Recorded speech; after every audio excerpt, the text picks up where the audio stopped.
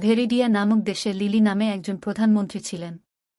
তার মেয়াদ, যা প্রাথমিকভাবে আশা এবং সমৃদ্ধির প্রতিশ্রুতি দিয়েছিল, ধীরে ধীরে নিপীড়ন ও অত্যাচারের গল্পে পরিণত হয়েছিল। ক্ষমতায় ওঠা। লিলি সংস্কার এবং অগ্রগতির একটি প্ল্যাটফর্ম নিয়ে ভেরিডিয়াতে ক্ষমতায় এসেছেন। তিনি ক্যারিশম্যাটিক, বুদ্ধিমান এবং প্রাথমিকভাবে উল্লেখযোগ্য জনসমর্থন অর্জন করেছিলেন। অর্থনৈতিক প্রবৃদ্ধি, সামাজিক ন্যায়বিচার এবং রাজনৈতিক স্বচ্ছতার প্রতিশ্রুতি দিয়ে অফিসে লিলির প্রথম দিনগুলি আশাবাদের ঢেউ দেখেছিল। নিপীড়নের দিকে ক্রমশ স্থানান্তর। যাই হোক, সময়ের সাথে সাথে লিলির আসল প্রকৃতি নিজেকে প্রকাশ করতে শুরু করে। তিনি ক্ষমতাকে কেন্দ্রীভূত করতে শুরু করেছিলেন, পদ্ধতিগতভাবে গণতান্ত্রিক প্রতিষ্ঠানগুলিকে ভেঙে দিয়েছিলেন যেগুলি তার কর্তৃত্ব পরীক্ষা করার কথা ছিল। তার প্রশাসন ভিন্নমতের কণ্ঠস্বরকে স্তব্ধ করে দিয়েছে, সংবাদপত্রের স্বাধীনতা খর্ব করেছে এবং বিরোধী দলগুলোকে প্রান্তিক করেছে। অত্যাচারের পদ্ধতি। তত্ত্বাবধান এবং নিয়ন্ত্রণ। লিলির সরকার ব্যাপক নজরদারি কর্মসূচি বাস্তবায়ন করেছে, অনলাইন এবং অফলাইন উভয় ক্ষেত্রেই নাগরিকদের কার্যক্রম পর্যবেক্ষণ করছে। এটি একটি ভয়ের পরিবেশ তৈরি করে, যে কোনো ধরনের প্রতিবাদ বা বিরোধিতাকে নিরুৎসাহিত করে।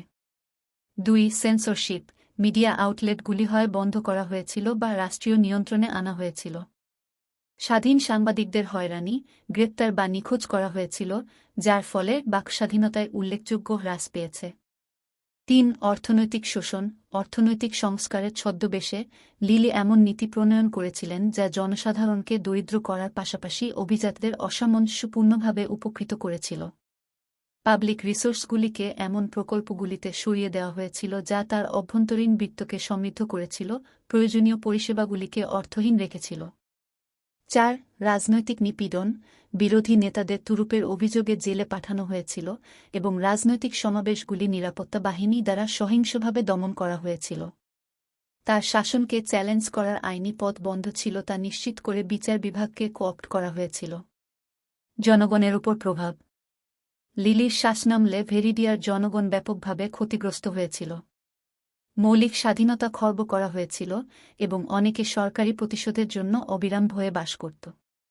ব্যাপক দুর্নীতি ও অব্যবস্থাপনার কারণে অর্থনীতি উন্নতির পরিবর্তে স্থবির হয়ে পড়ে।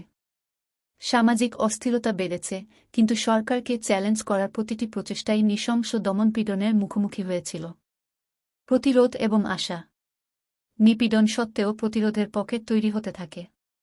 আন্ডারগ্রাউন্ড আন্দোলন এবং নির্বাসিত কর্মীরা শাসনের অপব্যবহার প্রকাশ করতে এবং আন্তর্জাতিক সমর্থন সমাবেশের জন্য অক্লান্ত পরিশ্রম করেছিল। একটি বিপ্লবের ফিসফিস জনগণের মধ্যে ছড়িয়ে পড়তে শুরু করে, কারণ পরিবর্তনের আকাঙ্ক্ষা দমনের ভয়ের চেয়ে শক্তিশালী হয়ে ওঠে। উপসংহার। ভেরিডিয়ায় প্রধানমন্ত্রী লিলির গল্পটি একটি মর্মস্পর্শী অনুস্মারক যে কিভাবে ক্ষমতা দুর্নীতিগ্রস্ত করতে পারে এবং গণতান্ত্রিক প্রতিষ্ঠানগুলির জন্য শক্তিশালী এবং সতর্ক থাকা কতটা গুরুত্বপূর্ণ।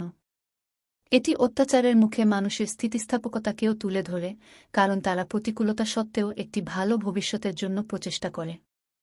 এই আখ্যানটি যে কোনো সমাজে স্বাধীনতা, ন্যায়বিচার এবং আইনের শাসনের গুরুত্বকে বোঝায় এবং অনিয়ন্ত্রিত শক্তির বিপদ সম্পর্কে একটি সতর্কতামূলক গল্প হিসাবে কাজ করে।